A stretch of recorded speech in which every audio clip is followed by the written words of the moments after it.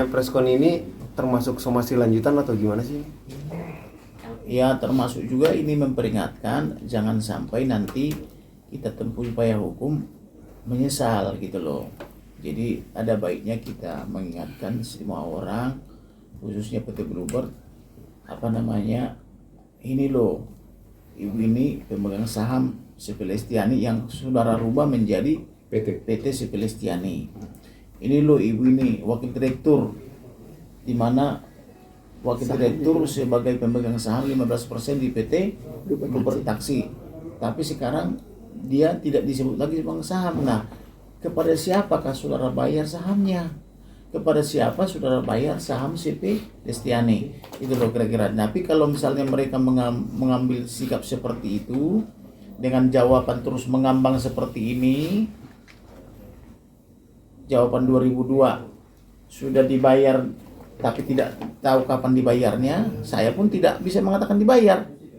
Tapi dengan cara bagaimana, kapan transfer atau melalui banking atau melalui tunai dibayar, saya tidak tahu. Nah, itu harus saya tanyakan. Nah, kalau begitu jawabannya tidak pernah memberi kepastian hukum, maka saya tempuh upaya hukum gitu loh. Sampai kapan Bang, Bang mungkin? Hah? Ditunggunya sampai kapan? Kami menunggu 1 minggu ini, tapi kemungkinan besar hari Senin saya akan laporkan Di Polda? di Mabes Polri. Bang, mungkin kalau bisa dibilang ini kan surat-surat atau berkas-berkas itu sudah lama dipalsukan atau tanpa sepengetahuan dari Ibu. Itu kan udah termasuk unsur tindak pidana pemalsuan data sendiri, Bang. Ya. Itu gimana, Bang? Mungkin kenapa nggak langsung dilaporin aja, itu udah langsung kasus pidana sendiri, Bang? Ya, intinya kan mereka ini kan bersaudara.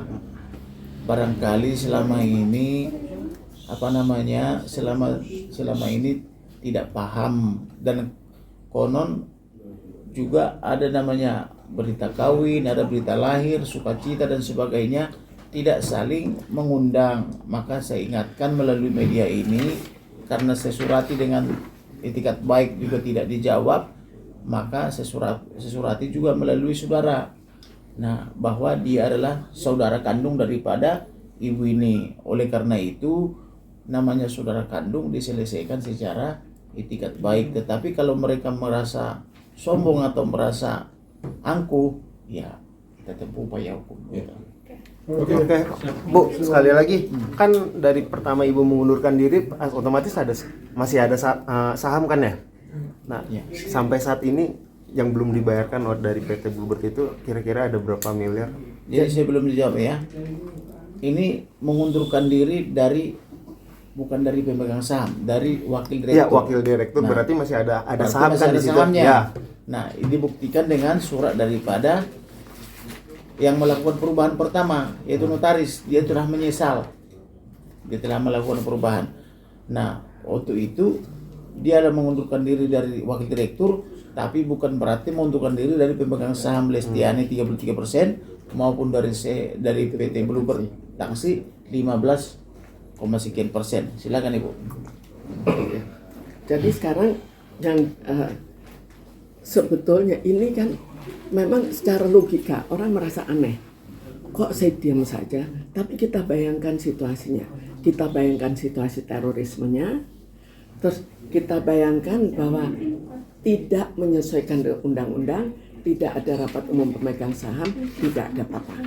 Kemudian kenapa? Bagaimana saya menghitung berapa kerugian saya, berapa yang harusnya dibayar? Itu saya hitung dari mereka pernah menggugat.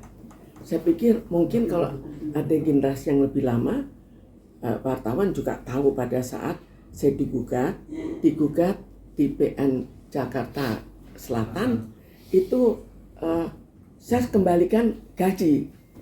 Lucu, dan di situ mereka bikin perhitungan. Dalam 13 tahun mereka menghitung saya harus mengembalikan 40 miliar. Ya, jadi artinya gaji saya sebenarnya yang menurut mereka adalah 40 miliar dalam 13 tahun. Sekarang kita kembalikan, kalau 15 tahun itu sebelumnya bagaimana? Berapa? Apakah jumlahnya jauh lebih kecil? Kita bandingkan lagi, berapa modal yang dipakai untuk mendirikan PT Bluebird. Karena itu tadi saya sebutkan jumlah sebagian kecil dari uang yang seharusnya mereka bayarkan. Belum lagi dividen ya, dividen itu tidak pernah ada. Jadi sebelumnya mereka 15 tahun tidak digaji. Saya ikuti, mereka bilang 40 miliar, ya udah itulah yang harusnya mereka bayar. Sekarang dividen tidak ada, tidak disebutkan sama sekali. Jadi dengan perkataan lain, mendirikan PT Bluebird Tbk yang tadinya bermodal 12,5 miliar. Apakah itu bukan dari uang curian? Kalau itu dari uang curian, milik siapakah PT Bluebird ini? Dan sebetulnya yang saya kemukakan di sini hanya dari pihak saya.